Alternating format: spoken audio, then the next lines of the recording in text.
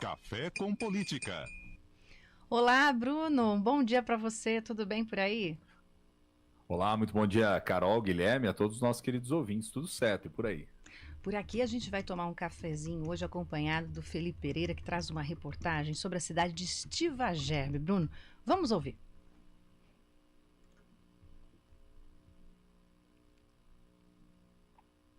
O Tribunal Superior Eleitoral decretou a nulidade dos votos recebidos pelo Partido Social Democrático, o PSD, por reconhecer uma fraude na candidatura de Maria Aparecida de Souza, a Cidinha do Lanche, candidata a vereadora em Estiva Gerbe em 2020. Segundo o TSE, a decisão foi tomada após a comprovação de que a candidatura dela era fantasma, apenas para cumprir a cota de mulheres, que tinha começado naquele ano. No despacho do TSE, em votação unânime, além de anular todos os votos do partido, o demonstrativo de regularidade de atos partidários e os diplomas de candidatos vinculados ao partido foram cassados. Em 2020, cada partido político tinha a obrigação de ter 30% de candidatas mulheres. Cidinha se lançou candidata pelo PSD, mas 5 dias antes das eleições, publicou em uma página nas redes sociais um pedido de voto para outra candidata. No dia do pleito, ela não recebeu nenhum voto,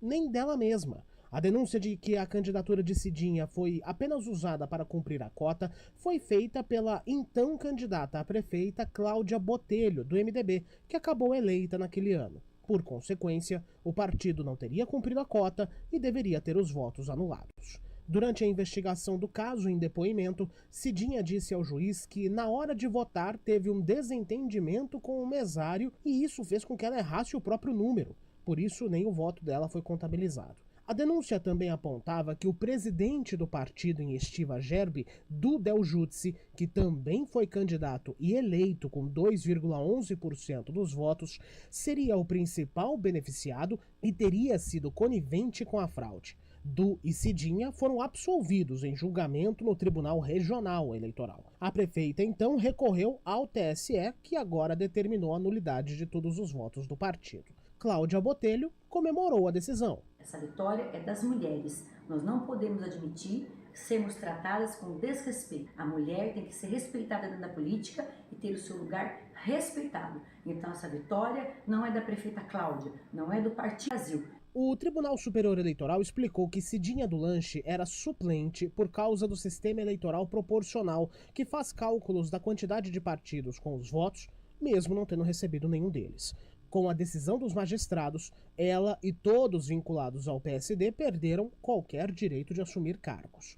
O presidente da Câmara de Vereadores de Estiva Gerbe, Adevanil Moreira, do Solidariedade, não gravou entrevista, mas disse que vai cumprir o que for determinado pelo TSE. Ainda não houve nenhum comunicado oficial, até porque o cartório eleitoral tem que recontar os votos para saber quem será o suplente. O Tribunal Regional Eleitoral informou que recebeu na noite de terça-feira o resultado do julgamento do TSE e que vai comunicar à Zona Eleitoral número 216 de Mogi Guaçu para que defina a data para a retotalização do resultado da eleição. Isso, segundo o TRE, deve acontecer o mais breve possível com a publicação da data por meio de edital. Nesse processo, ainda explicou o tribunal, serão excluídos os votos recebidos pelos candidatos do partido, e então será possível saber quem são os novos eleitos. Du Del Jutsi, em contato com a reportagem, disse que não tem relação com o caso, respeita a decisão do TSE, mas lembra que o Tribunal Regional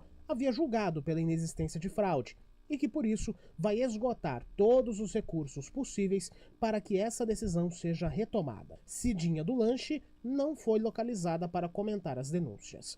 Nós também procuramos o Diretório Regional do PSD em São Paulo, mas até agora não houve retorno. Com a colaboração de Júlia Bucheroni, de Campinas, Felipe Pereira. Estiva Gerbe é uma cidade que fica a 1h04 aqui de Campinas. Você vai pela rodovia Ademar de Barros. Bruno, esse caso ele tem detalhes muito curiosos e esta obrigatoriedade de atender a quantidade de mulheres criou uma circunstância. Eu queria perguntar para você o seguinte, pela experiência e por ser um cientista político que você já vem trilhando aí ao longo desses últimos anos, você também acredita que existiam, sim, lá na cidade, outras mulheres interessantes, com capacidade e representatividade, que poderiam ter, então, feito campanha, sido apoiadas para que pudessem integrar o grupo político na cidade? Isso certamente, né, Carol? Vou mais uma vez aqui dar bom dia para todos os nossos queridos ouvintes, para vocês, né? Isso certamente, né? Por quê, Carol? Porque, na verdade, a gente sabe que pode até haver uma dificuldade por parte dos partidos de conseguirem atingir a cota, os 30%, né? Porque a legislação especifica que você precisa ter no mínimo 30% do preenchimento das vagas daquele que é o sexo minoritário, que sempre, infelizmente, acaba sendo o caso das mulheres. A gente sabe que há matizes entre os partidos políticos, alguns têm mais facilidade, outros mais dificuldades. Mas, certamente, você tem como conseguir criar estratégias, inclusive ao longo do processo, que vai muito antes, né, da campanha eleitoral em si, para você poder atrair bons quadros, né? O que mais a gente tem nesse Brasil, felizmente, são mulheres talentosas, mulheres com N capacidades para poder representarem. O problema é que os partidos são pouco porosos a isso, o problema é que muitos partidos ainda têm uma política extremamente machista do ponto de vista da composição, né, das diretivas, enfim, das comissões provisórias, aí, como a maior parte deles se organizam. E acho que tem uma outra questão também, Carol, que tem pesado bastante, que é interessante, que traz a reportagem do Felipe Pereira.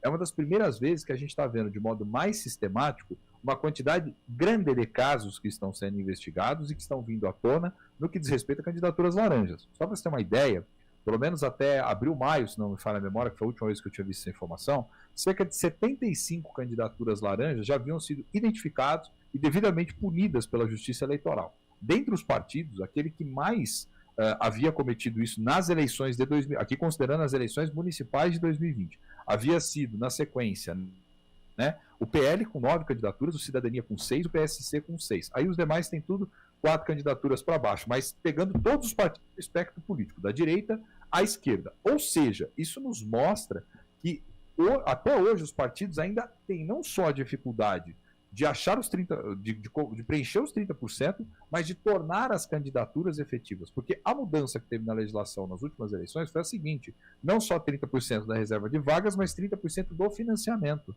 Quando você pega uma candidata que não teve nenhum voto, significa que nem sequer a aplicação mínima do recurso foi direcionada para essa campanha, e pelo menos um voto dela e de mais alguém ela deveria ter, né? Então, quer dizer, isso é um fortíssimo indício de fraude eleitoral. E pasmem, enquanto a gente está aqui conversando, o pessoal em Brasília está fazendo articulação para que, quando for agora à tarde, vai dar sequência no processo de votação do que foi fatiado da chamada mini-reforma eleitoral, onde uma das questões que é a mais problemática e que tem sido criticada por várias entidades, organizações da sociedade civil, entidades de movimento de combate à corrupção, entidades que estimulam a ampliação da participação feminina, que é justamente a flexibilização do que, Carol, Guilherme e ouvintes, adivinhem, os 30%. A ideia ali do projeto é que, se não atingir os 30%, a vaga pode ficar vazia e, portanto, os partidos lá na frente não seriam punidos com isso, né? O Brasil, se a gente parar para pensar, em todos os níveis de representação, da Câmara Municipal ao Congresso Nacional, não consegue atingir um nível de representação política, né, um percentual, uma quantidade de mulheres presentes em cargos representativos que seja minimamente razoável. Inclusive, a gente perde muito para outras democracias esparramadas aí no mundo, viu, Carol? Tá certo. Tá certo, Bruno. A gente retoma amanhã esse cafezinho, até a gente vai trazer amanhã essa informação mais aprofundada, mas o prefeito Dario Saad está viajando para a China entre amanhã e 24 de setembro, representando a Frente Nacional de Prefeitos para tratar da lei de incentivos fiscais aqui da cidade. Amanhã a gente explora mais esse assunto e comenta, né, Bruno? Mas obrigado e a gente retoma amanhã esse cafezinho. Até lá. Combinadíssimo, Guilherme, Carol, todos os nossos queridos ouvintes, um forte abraço, até porque essa questão da China a gente chamou a atenção esses dias atrás, teve aprovação na Câmara, né, sobre isso, a gente fala mais aí também sobre esse assunto amanhã. Um abração. Abraço. CBN, a rádio que toca notícia. Na tela.